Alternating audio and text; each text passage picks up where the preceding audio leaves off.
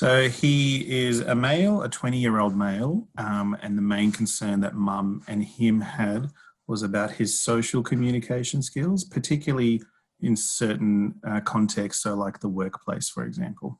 He's had therapy throughout his life, but the first time I saw him, he wasn't really what we call an active communicator. He was more passive, relying on the other person to initiate or carry the conversation.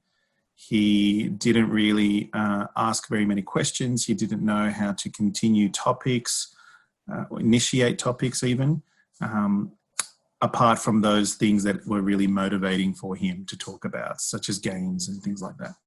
The main goals are now at the moment are about supporting him to navigate the complexities of the workplace. So he just got a new job,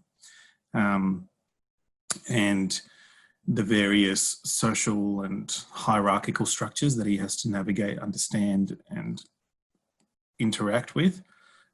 So that's what we're working on at the moment. Mm-hmm. He's definitely made improvements in some of the structured conversational goals that we've worked on. So he can now initiate a conversation about an unfamiliar topic. He at least knows what questions to ask to prompt the information from the communication partner.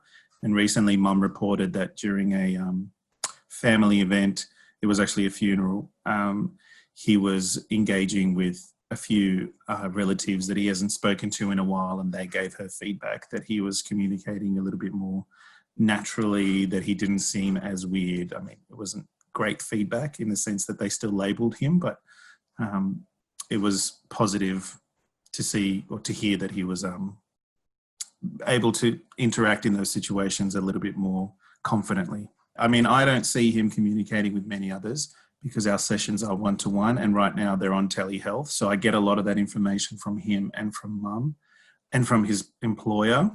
But in the previous workplace, I did speak to the employer about supporting the client to understand things like routines that will occur, that he doesn't need to go to someone to ask what to do next, so that they will have an actual schedule for him at the beginning of the shift.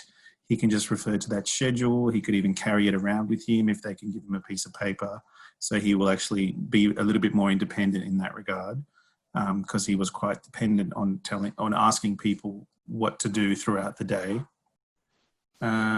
Some of the visuals that we were using in our sessions, they had them up in the staff room so that people were aware of what kind of support he may have needed to continue a conversation or implement or to ask a topic that he wasn't familiar with, which was nice. One conversation that I had with him and his mum during a session where he ended up sort of realizing he was actually talking about a friend of his that has autism and talking about the difficulties his friend has.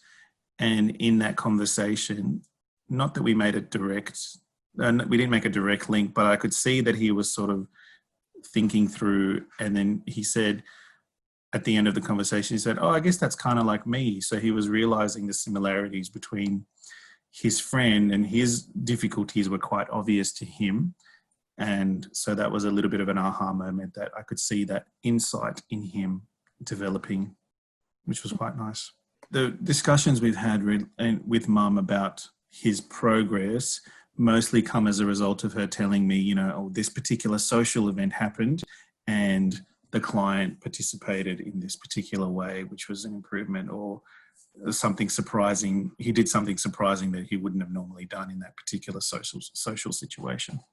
So it's definitely been a learning curve for me doing this work privately with him, developing the connection with him. I needed to do that in a different kind of way to the way that I work with the very young kids.